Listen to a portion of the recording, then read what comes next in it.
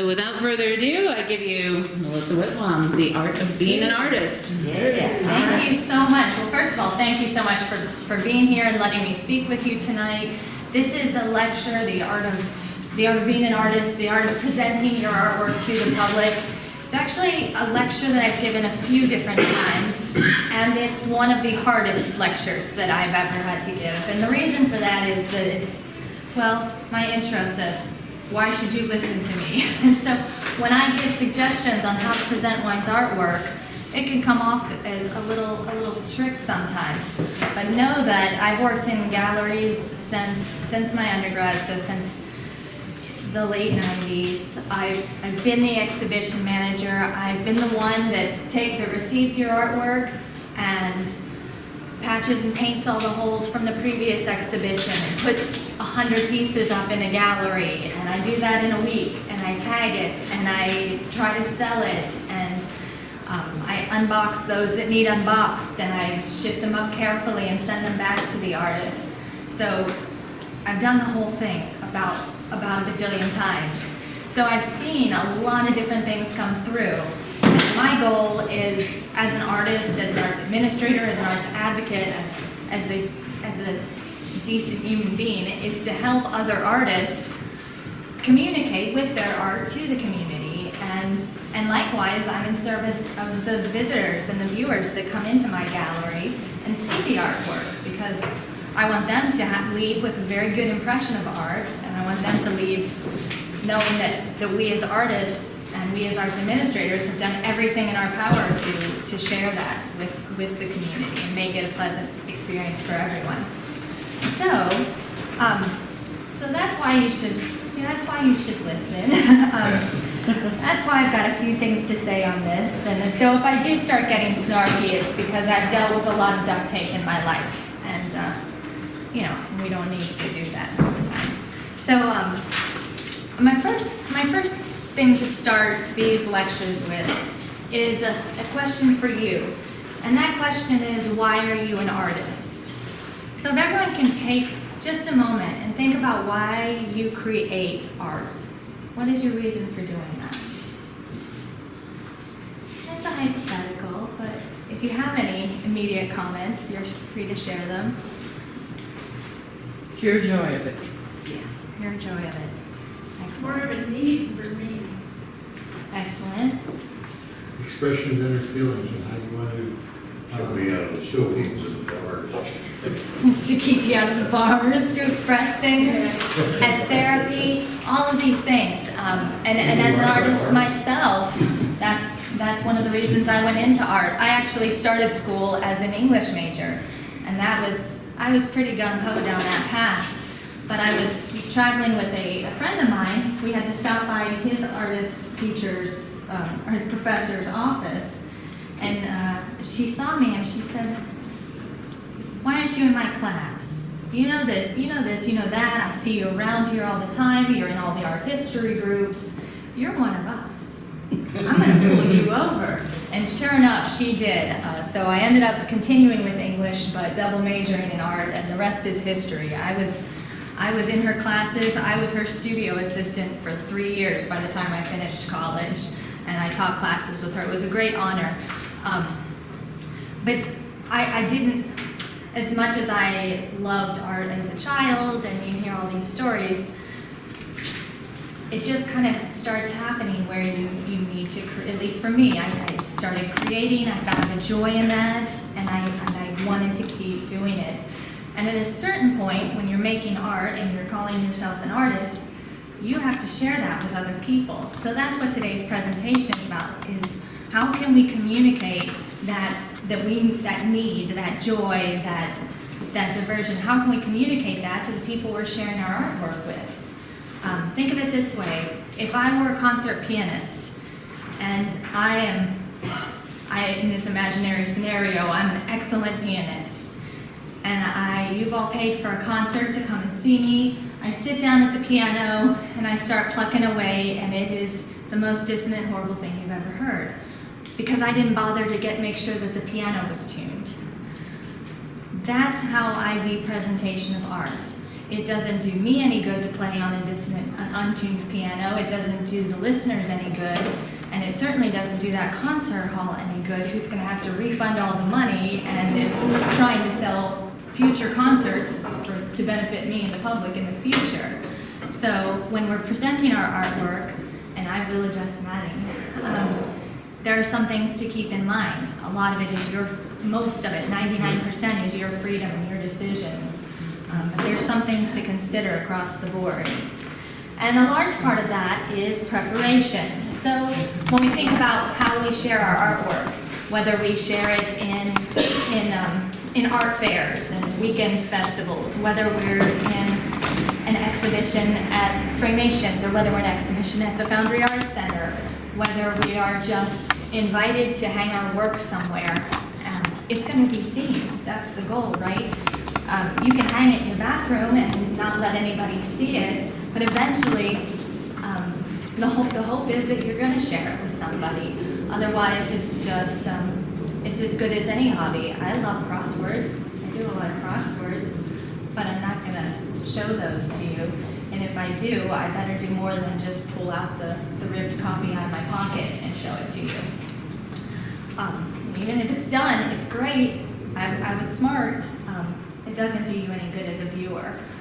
So when you're preparing for these shows, when you're thinking, okay, I'm an artist, I want to share my work in this way, or Amy has talked me into sharing my work in this way, in this place, what do you need to do to make that successful for everyone? The first thing is you need to keep good records. You should always have good records and always have good LPs, but you should also keep good records for yourself. What artwork did you submit? If you are submitting to a show that accepts up to 3 entries, I have artists sometimes that will send in 3 images and they're all untitled. So when I say your second entry was accepted and I can only give them the untitled, as a gallery person, I need as much information. I want to help you in as many ways as possible. And I'm also dealing with 300 other submissions. So if I have to stop for each one of those and say, okay, you didn't title your works, but it was this one, and I'll include a thumbnail, I'll include as much information as I can, but when I get to the 300th, you better hope that's not you. I'm going to be impatient, I'm going to be exhausted, and I'm not perfect, I make mistakes. That's one of the reasons that this lecture is hard, is I feel for many years I felt like a hypocrite talking about this, because everything that I'm going to talk about, I learned through years of experience. I didn't know that. I didn't learn that even in art school in some ways. Some of the things I'm talking about, we brushed over it in art school, but in a practical, when I get to see both sides of the fence, a lot more things come to light, we can put it that way. So keep records of what you're showing, where you're showing it, when you're showing it. Put down all the dates in your calendar. I brought an example to show you because even though most of my time is arts administrating now, I do squeeze out some pieces. And so this is my acceptance letter to Art St. Louis. Has anyone submitted or shown at Art St. Louis? Yes. Then you know Robin Hirsch, who's a wonderful, wonderful lady who has been doing her job for a very long time. And she's about had it with people not following directions. So when she accepts a piece of work, this is the packet that you are given. You can see my highlighted notes. These are rules. Wow. I'm not even done yet. This is twice the size and smaller font than the packets I've given you. The first sentence is, read this whole thing. The last sentence is, if you pretended and you skimmed, reread. So that's why my all over it. In fact, one of my gallery assistant, and I don't tell him I told you the story, but he was also accepted into the same show. So we were talking about it, and I said, oh, I've got to get my image and my artist statement to Robin today. The deadline's tomorrow. And if I want her to keep working with me, I better have it in the day before. And he's like, we're supposed to do this? I just about fired him on the spot. I was like, it says read. How do you expect people to read our information if you're not reading other people's information? So that's just to say that there's a whole lot of people involved in the process. Communication is key. So if someone gives you literature with the answers in it, please do them a service, do yourself a service, and read it. Second that. Yes. Yeah, this is why it's this hard lecture, because at this point I started getting a little bit grumpy. But put all your dates on the calendar. Put it on first thing when you get the letter so you don't forget, because if I don't have it on my calendar, I'm likely to miss it. And I know that I'm not alone in that. So put them on the calendar. As an exhibition manager, it's exceedingly frustrating to have people call and say, when is drop off again? And sometimes I don't know, because I'm dealing with a board and a staff and the other 150 pieces that I'm switching and changing out. You know how life is. You've got enough going on without rereading a packet of information you just sent out. So when people stop me on the side and say, when is that date again? It's whatever I told you on the paper. Please respect that and try to keep up. And because I'm trying to, I miss enough, and I don't want to be responsible for someone else missing because I can't quote them the answer right there on the spot. It's also very difficult as an exhibition administrator to have those questions asked an hour after the deadline's over. I have artists that I have to call every show. I always ask jurors to accept about 5 more pieces than I have room for. And the reason for that is because pieces will not show up. People will forget, they'll be out of town. They missed it for whatever reason. And I get it, life happens. I've missed shows too. But I have to plan for that. I've already mentally started preparing for this exhibition because I only have a week to do all of this. So I've already said, all right, this piece is the biggest, it's the brightest, it best exemplifies the theme. That's going to be my impact piece. And then I work that show around the impact piece or the gigantic sculpture installation. I have to know in my head where that's going to go so I can control the entire flow of the gallery. I and all installers are looking at your work with the utmost respect and with the utmost intention of putting that in a positive light for the viewer. We're thinking of the viewer. Once we have the artwork in hand, we're thinking of how we can, what pieces look better together. What piece, maybe this piece isn't so strong on its own, but when you pair it with another piece, it pops. It's something in that other piece, brings out the lighting, brings out the colors in that piece. There's also lighting. I have to light the whole show.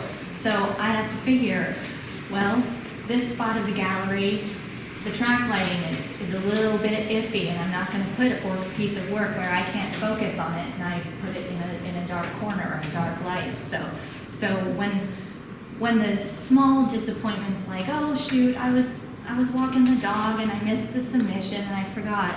That's a really small thing, and my heart wants to say, it's cool, just get it to me when you can.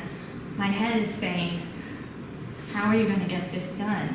So usually how that comes out in a happy medium is, well, I'll be here till midnight so you can still come on by and drop it off. But again, then I'm there till midnight because I'm working on making the best show I can. So preparation. Make sure you got everything. Make sure you've read that 6 pages or even just 1 page from the community art fair. Your entry must be on canvas, paper, or artboard and able to set on an easel. Okay, that's a pretty good indicator. So I, as a fiber artist, am not going to submit one of my fiber pieces because that's a waste of everyone's time.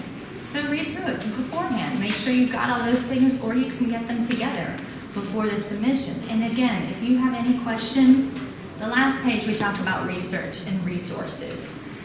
I will get to that. But, find out if maybe my piece isn't on canvas, paper, or board, but I really feel like it's a good fit for this exhibition, then I will call up the exhibition manager and say, why, what is there any leeway? Because a lot of times there is. A lot of times there's a great deal of leeway. I'm not saying hanging works must be pre-approved or ceiling hung works must be pre-approved by the gallery manager because I want you to jump through hoops. I'm saying that because I know that my ceiling is about 8 feet higher than most ceilings and has a very difficult hanging device. So if you want to hang something, it's not as simple as me putting up a screw in the ceiling, which is often an assumption. I gotta pull off the big ladder, and I gotta have assistants to do that. So all these questions are, all of this, when you hear the phrase gallery ready, that's for your own benefit. That's for the benefit of your artwork. Now I do have a little bit about photographing for submission or presentation, but it basically is the same thing as Amy was saying about matting. Photography is a whole nother semester. It's not even in one other class. But a few key things you can do that make a huge difference are just being aware that you're photographing your artwork. And you're photographing your artwork so that other people can see that artwork and get a sense of what it is. So if there's a big glare across it, if I can see your reflection in it, as a juror, as an arts administrator, I'm going to pass right on to the next piece because I've got 500 to go through before I choose this. So that's kind of an automatic out. Cropping is your greatest friend. So on the bottom of this sheet, there's 2 pictures, and that's my work, so I'm not embarrassing anyone. But those are 2 pictures that I took. And admittedly, this was one of those times where I was on a limited time budget. Show the camera. Oh, yes. Thank you. I was on a limited time frame. So I took the picture on the left, and it became the picture on the right.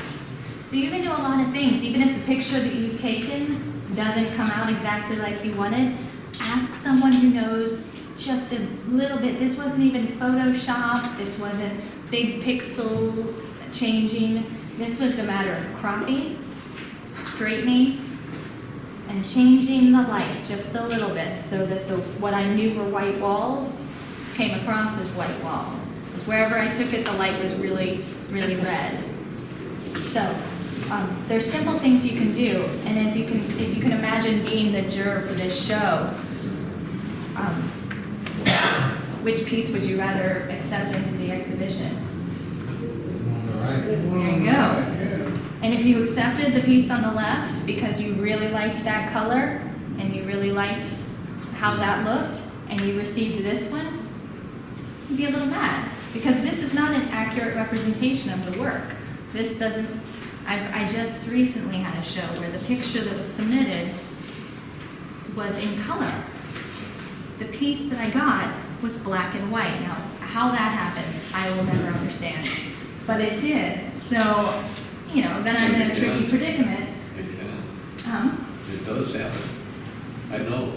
To send an image. Because computers put color where there's no color. Exactly.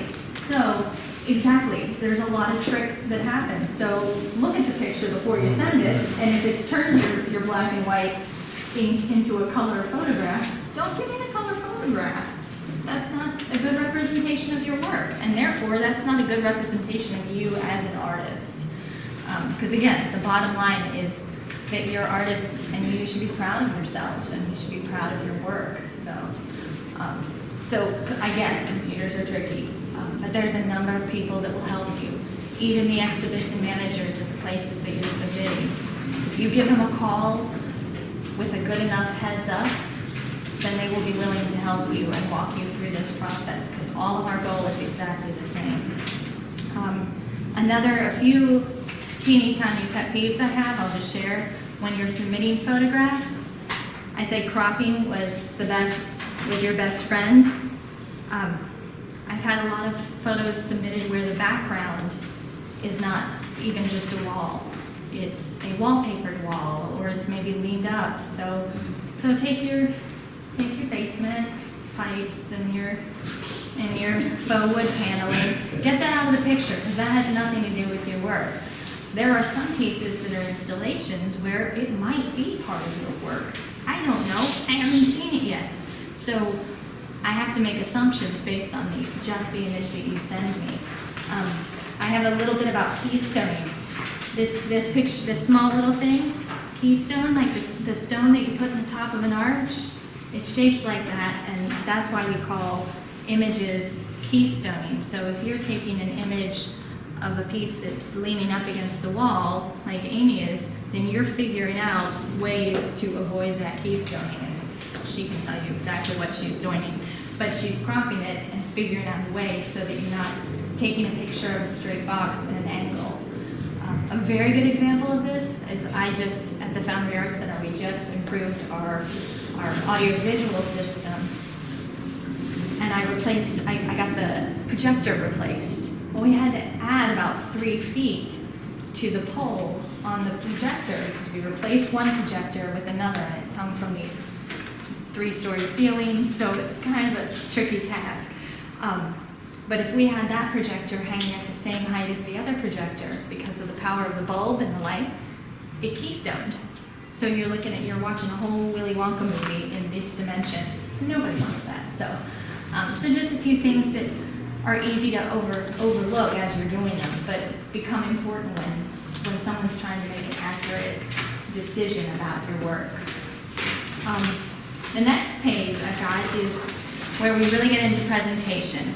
That was kind of a lot about preparation, but when you're actually presenting your work, these are the nuts and bolts of what it gets down to. So you'll hear the term a lot, gallery ready. I love that phrase. Have your work gallery ready. That means that when you drop it off on Saturday, I have Sunday to patch, paint, mop, clean the entire gallery, get rid of all the old work, bring in all the new. And then on Monday, if I want to have my opening on Friday, I better get to work hanging. So the last thing I want to find is a work that doesn't have the proper hanging device on the back. Now, when I'm accepting work, that's on me to say to you, Jerry, this is not hanging. There's no wire. Take it back, get a wire on it, and then bring it back to me.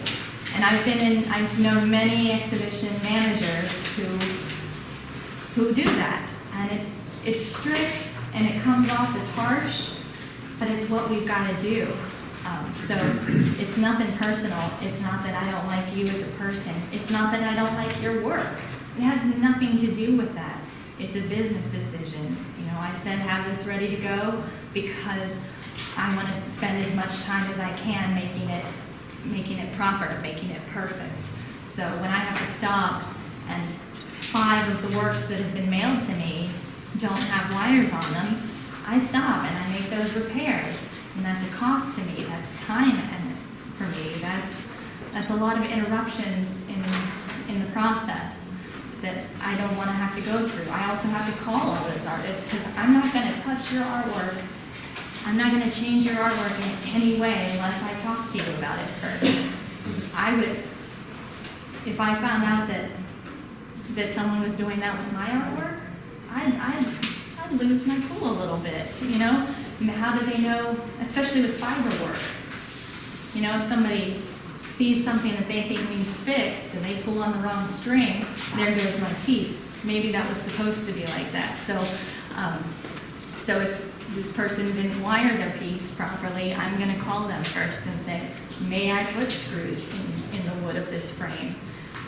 And sometimes they'll say, no, because it can't handle it. That's why I didn't wire it. And then we talk out other solutions and we get to a point where we can still display the work. Or worst case scenario, we can't display the work. And it's a really hard time to have that conversation after the work's already been shipped and accepted and received. It's hard for everyone. I see more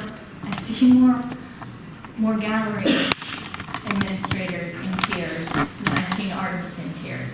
So that tells you something about how much we care about the artwork.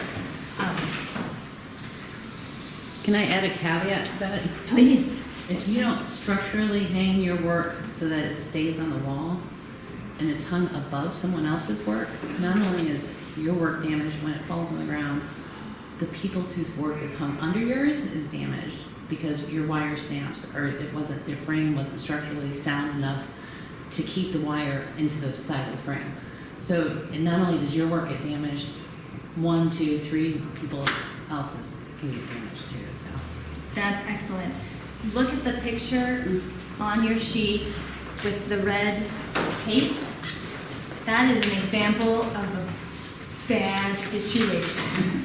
Because that is exactly the sort of situation we had.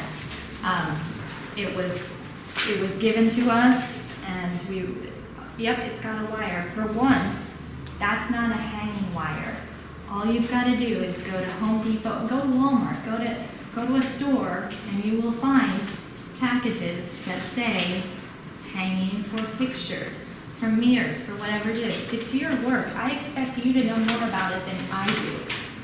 And that's your job as an artist. So to put something like this and then to tape it and glue it, this is not going to stay on my wall. And then I have your piece has fallen off and broken. Whatever it's hit on its way down, it's damaged. And heaven forbid that there is a viewer in range of that. Because then we've hurt somebody. I put that on all my signs in the gallery when it says, please do not touch. I've upped that ante since I first started. At first it was, please do not touch. Then it was, please do not touch. Then it was, for the safety of the artwork, please do not touch. Now it says, for the safety of the artwork and for your own, do not touch. And the reason for that is people, especially 3D work, and I don't know that many of you are sculptors, but 3D work on a pedestal, we had a piece that was cast iron. This thing, I had myself and someone else help me with installing it because it was so stinking heavy. Well, what happened in the gallery, again, honest accent, nobody's going through the galleries trying to damage work, let's hope. But someone had tripped and fallen on their friend, nothing that was in the space, but they had just stumbled, they were being careless, they fell into the pedestal and this piece fell off. It cracked my concrete floor. Oh, wow. Okay, as well as damaging the piece, which I called the artist and he said, I don't believe you, that piece cannot be broken. I said, I assure you it is. And then I had to monetarily compensate that artist. Thank heavens that the person's friend was tripping them up from the front side instead of standing on the other side of that pedestal, because that would have crushed someone's.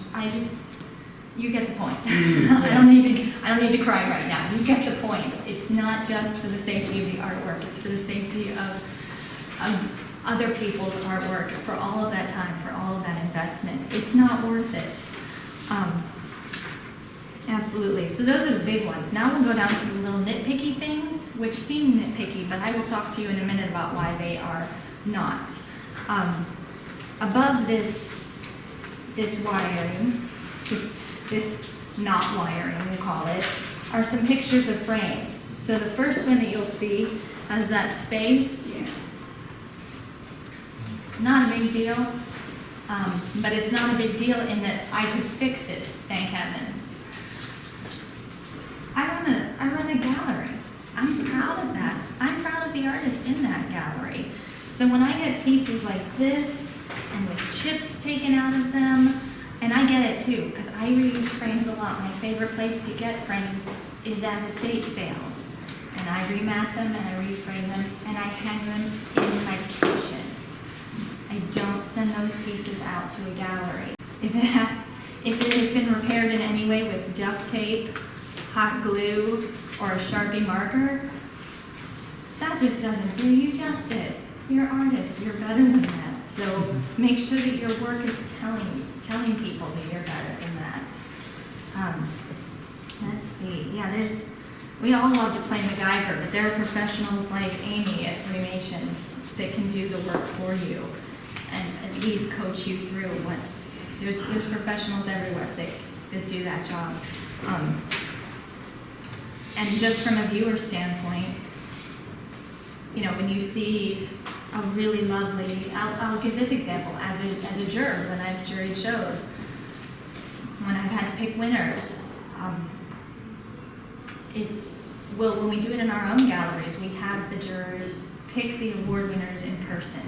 We get so many entries that the submissions are all by photo, but we have the jurors pick the actual winners in person because they can see all of these little things that are so indicative of how the person feels about their own artwork. You know, you don't, when you're looking at two used cars and they're both perfect, the motors are running, they have the same amount of mileage, everything's equal, even the price, you're gonna go for the one without dings in the door and stains on the upholstery. It's nothing against the car. The car runs just fine. It's going to get you from point A to point B. But why would you go for the lesser product when you have the option?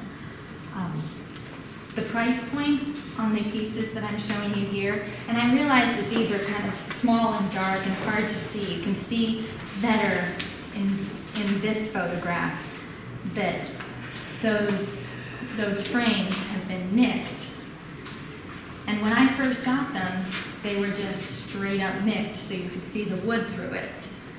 I took a Sharpie to it because we do have immediate fixes that at least cover, they're Band-Aids, but at least then you're not bleeding all over the place, right? It's better than not fixing it at all.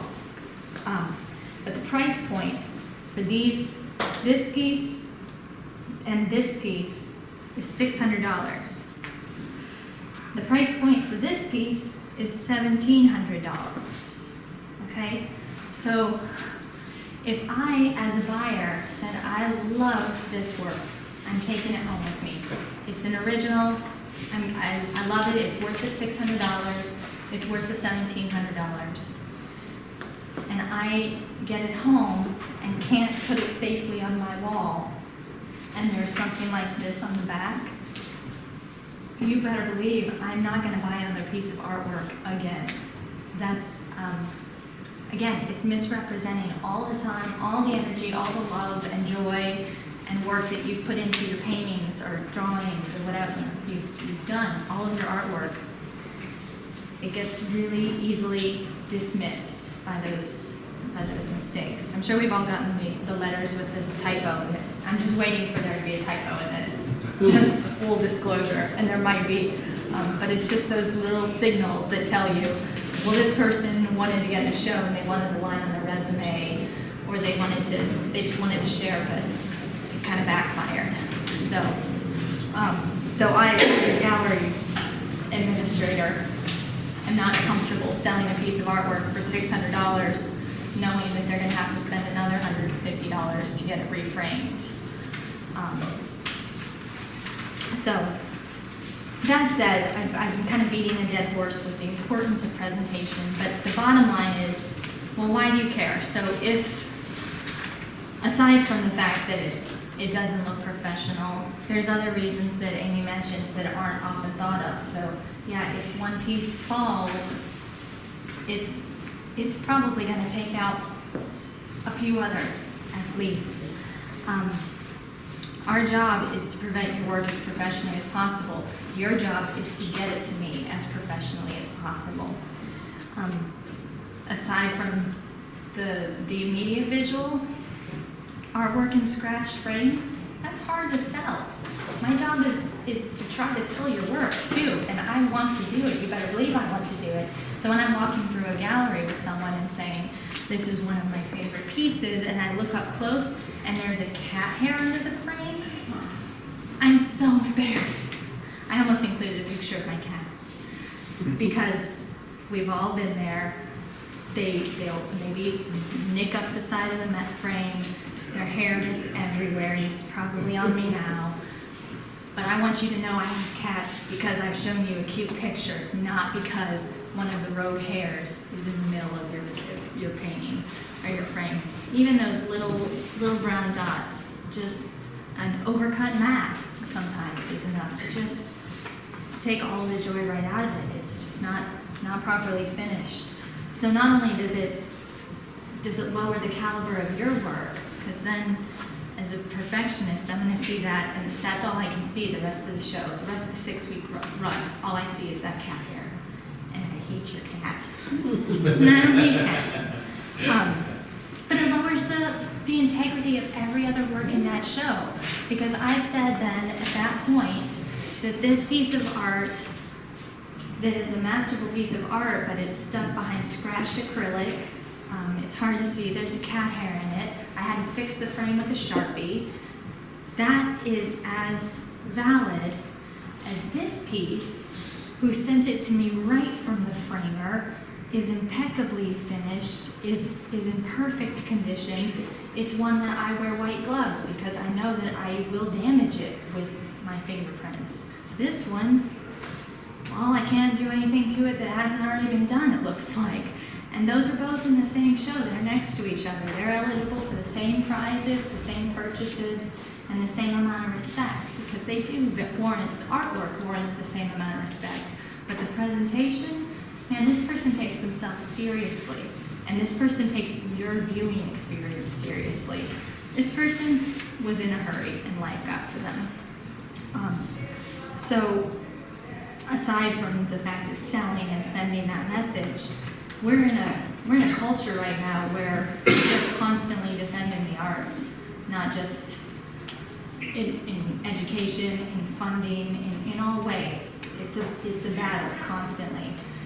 So what better way than to show that we take ourselves seriously than to take the presentation of our artwork seriously? It's hard to be an advocate for someone who doesn't dot all their T's and cross all their I's.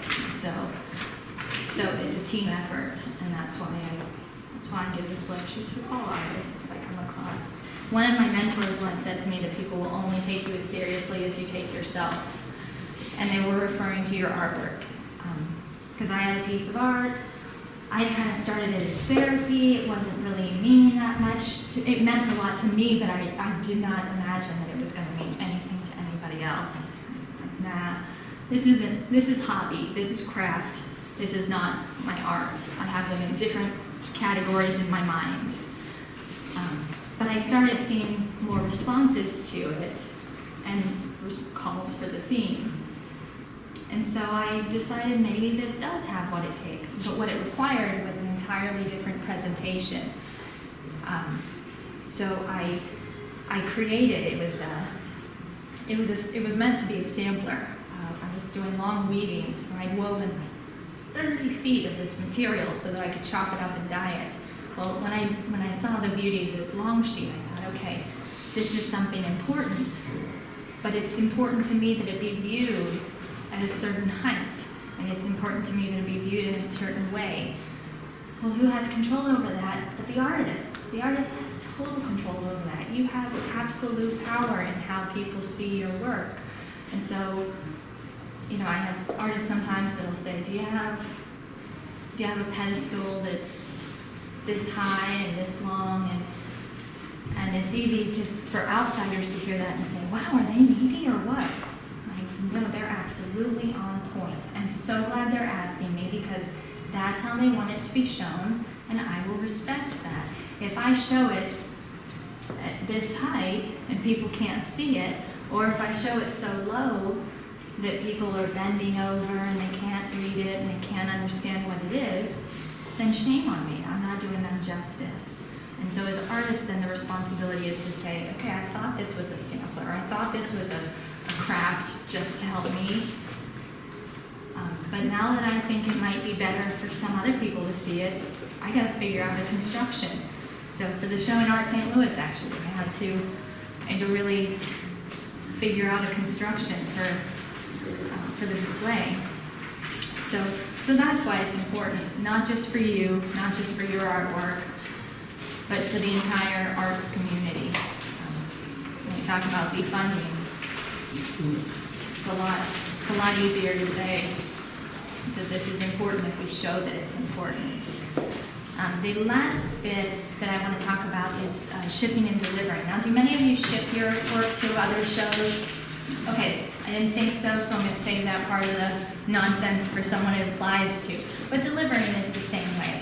When you're taking your artwork to a show, and I'm totally guilty of, well, especially as a fiber artist, it's really tempting to just shove it in a bag, pop it in my trunk, and take it somewhere.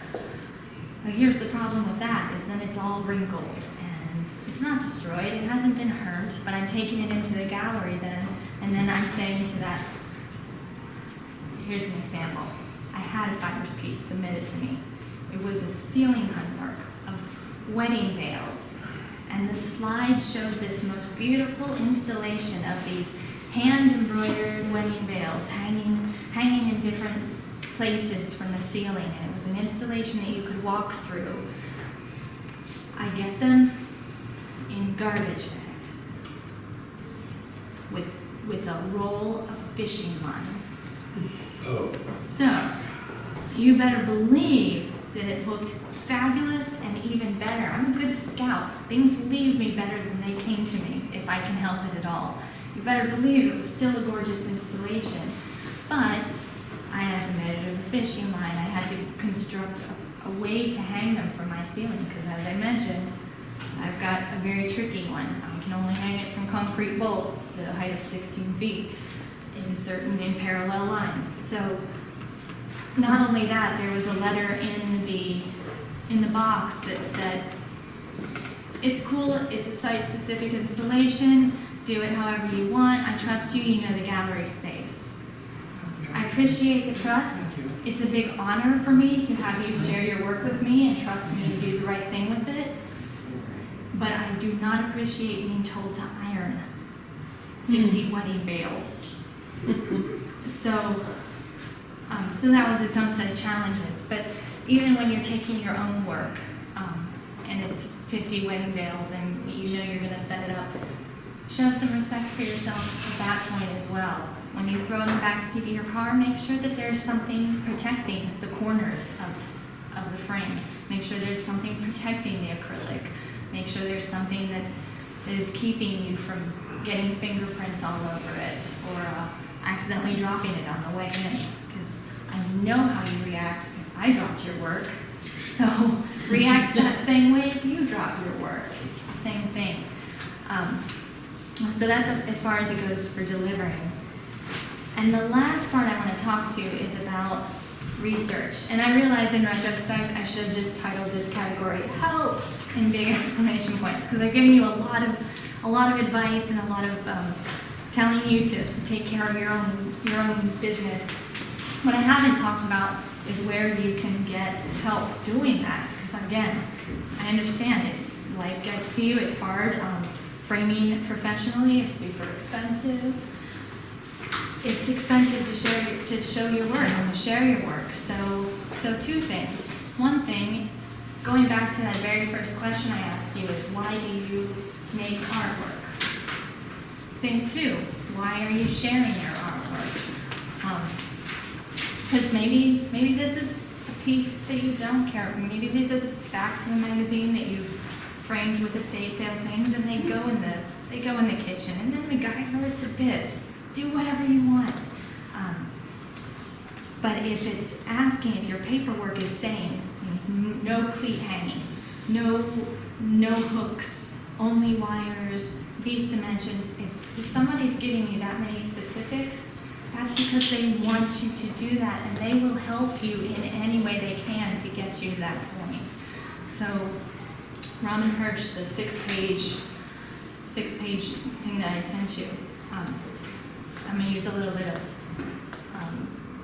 impolite French here, but the first time I met her, she knew me only through our email communications and through our letters. And the first thing she said was, I swear I'm not you know what, I swear I'm not.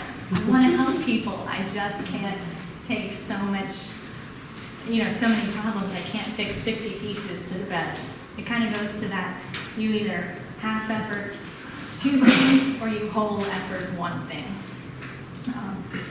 So the people that are giving you all that paperwork and all those rules like me, yes. Did you talk about proofing already? Oh, What is that? I didn't really speak about it. I skipped right over that with the artist statement. I don't know what it is. Proofreading. Get someone to proofread it. So if you have an artist statement, if there's a written component to your submission, they ask for 1 to 2 sentences about your work. Then that's what I meant by proofing. Have a friend read it and say, thumbs up, thumbs down, you misspelled your name, but other than that it's golden, or what have you. Have somebody else go give it a second look if you're ever in doubt. So that goes to one place you can help. Have your friends, have your family. You know, a lot of times families are our biggest supporters, so you gotta be a little careful with that, know how biased they are in your favor. But have them look it over and make sure that there's nothing obviously outstanding. Ask the gallery. If you're unsure about how to, say you've got a specific work and you wanna know, does it have to be matted? Does it have to be framed? Well, it's different for every venue, like Amy said. So call them up and say, what is your gallery standard? When you say gallery ready, that means something different than when Melissa said something was gallery ready. So what do you mean by that? Wherever you're displaying your work, wherever you're sharing it, go see that place. See what's already there. See some previous exhibitions at the Foundry Art Center before you enter your own work there, or once you're accepted, to kind of get an idea. Just ask people. There's a ton of people that want to help you. And I know the internet is daunting as well, but there's a lot of sources. If you Google Gallery Ready, you will find things very similar to this. So, and I've included on here my email address, so that if you have any questions to follow up with me, I'm here for you. Okay, I know Amy is too. My main point that I want you to walk away from, I'm sorry, I'm in blabbermouth. I didn't realize this was going so long. But the main thing I want you to take away, if you remember nothing else, is to put as much love and care and effort into presenting your artwork as you do into creating it. And then you're never going to fail. Wish people would think that about their marriage It applies to a lot of situations. It's kind of a golden rule twist. So, do you have any questions for me? Yes, I've seen recently a lot of artists will have themselves, and I'll call it an introduction, themselves and whatever their byline is. Do you require that in your galleries, or is it just something that artists put in?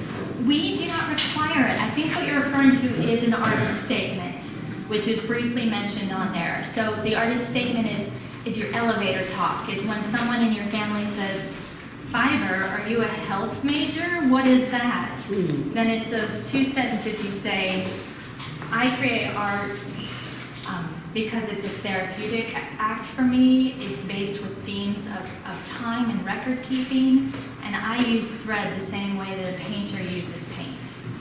That's the artist statement.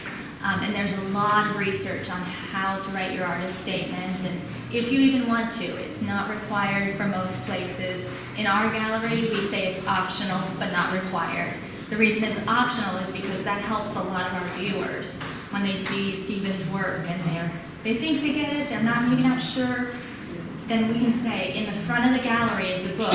All the artists have supplied a statement.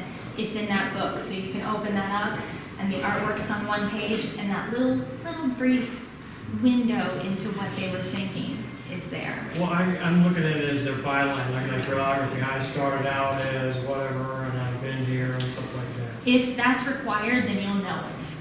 But I don't usually ask for it right out the gate. But if your work is accepted, then that would be something that would be in the letter that would say, please provide this by this date. Amy, I didn't know this. When someone puts in a piece at there, and by the way, congratulations on the promotion. I didn't know. Thank you. But So they send a picture, they don't have to send, you don't see the actual frame piece? No, I don't see the actual piece, and a lot of, I mean, we get submissions, we just had a piece in there from Egypt. Lovely. But I'm not gonna ask them to send the actual piece. So it's great when galleries can do that, like Framations does that, a few other places do. But we accept artwork. That's one of the things that makes the Foundry different, is that we can accept artwork from all over the world. So I have, in the gallery now, there's 17 different states represented by different artists. So they just send me the image. So that even local, or do you want the local people to bring their artwork in? No, I don't, and the reason for that is, again, the safety of your work. I don't have the space to store 15 local pieces and compare them with the photographs from the other places. It's easiest and safest if we make our decisions based on those images. Then if you're accepted, then you have to worry about paying for shipping or driving from Wisconsin or however you get the work to me. Well, now I see what you meant when you were talking about once you get the artwork, if the frames are haphazard and Right. what goes on, yeah, so you're stuck with it. And stuck with it, exactly. Or I take it down to the local frame shop and give them that artist's credit card number. Yeah. Yeah, two things. Number one, Yeah. it's about 100% of the time that you do not want the frame unless it's part of it. I've seen people actually have the frame as part of the artwork. So they don't want the frame and make sure it's a JPEG. Yes. When submitting photographs, yes. Yes, it's that little bit I said about cropping and keystoning and getting rid of all the gunk. Yes, your focus is the image, the work itself. I want to see only the work. Have you ever had the work come in and from the image being just totally photoshopped or something that it's like this isn't even the same piece hardly, you know? I had a work not too long ago that was sent in to me, and it had been added to. Now, there were a few other problems in this process, but it had been added to, and I got in kind of a little spat with that artist saying, this is not the image that was accepted by our juror. That artist said, well, I only added a few little things here and there and it made it better. I said, better is very subjective, and better is the time for the juror to decide that is in the process, not after the fact. So no, I did not let it in. Yeah, because I've seen recently the guy who's doing the photograph, for example, he has the same image here, but he puts different backgrounds in it. The same image all over 5 different times. Just puts the same image, he puts it in like a canyon, a forest, or whatever, puts them in there. I don't care, it's gonna be on my wall. I don't wanna see your forest, I don't wanna Yeah, I see mean, your I'm like, oh, okay. So, anyway, thank you so much for all of your time. My email's on there. Submit to the Foundry Art Center. I have some flyers. Like Amy said, our next show is telling the